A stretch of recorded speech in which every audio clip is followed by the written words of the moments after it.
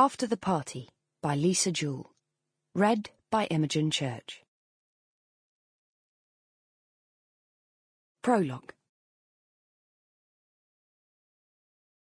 The 12th anniversary of Ralph and Jem's first kiss falls upon a cool, paper-dry Wednesday at the beginning of March. The wisteria outside Jem's office window has yet to yield its cascades of perfumed lilac blooms, and the hydrangea by the front door is stubby and only just turning green. Spring feels a long way off, although it is just round the corner.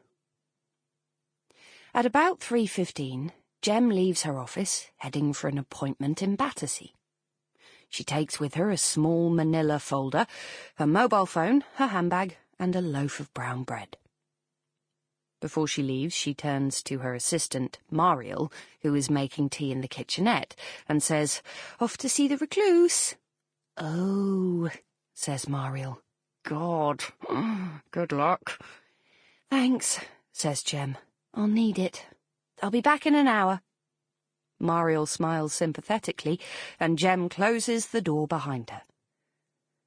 The sad irony of a trip to Almanac Road on such an auspicious date is not wasted on her. She is painfully aware of it as she walks the 15 minutes from the office on Wandsworth Bridge Road. When she gets there, she glances down, as she always does, into the basement pit of the house at number 31. Terracotta tiles gleam, newly laid and freshly mopped. 3 small trees carved into pom-pom balls of varying sizes sit in shiny cobalt blue pots. The front door is thickly painted in a matte shade of mushroom and dressed with nickel-plated knobs and knockers. Through the window she can see more mushroom paint on walls hung with black and white photography. Suddenly, 2 small hands and a baby's head appear over the top of the sofa. Jem smiles, the baby smiles, then disappears again. Someone else lives here now. A young family, a house-proud family with enough money to renovate the run-down flat they'd bought a year ago, and enough foresight to have done it when the lady of the house was 4 months pregnant with their first child.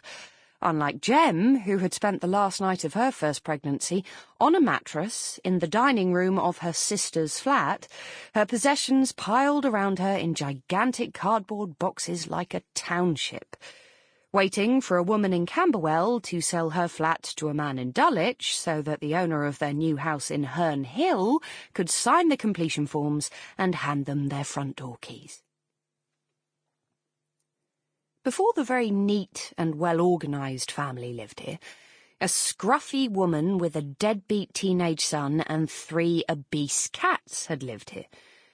And before the scruffy woman with the fat cats, a young couple with matching bikes and cagoules had lived here.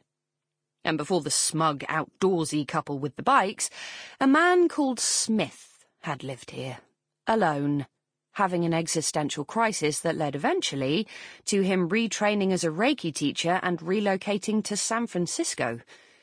And even longer ago than that, years before the man called Smith had lived here alone having an existential crisis, Smith's best friend, Ralph, had lived here with him.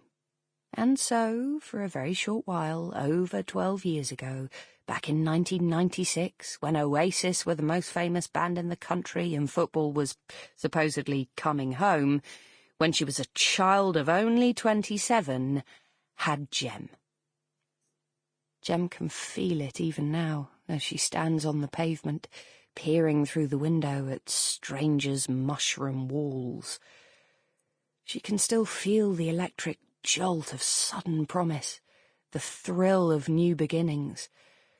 She feels it for just a moment, and then it passes, because for some strange reason, things have not worked out how she thought they might during those long-ago days. And now it's just a dull echo of a moment in her life when fate, chance, and destiny all came together and took her... Sample complete. Ready to continue?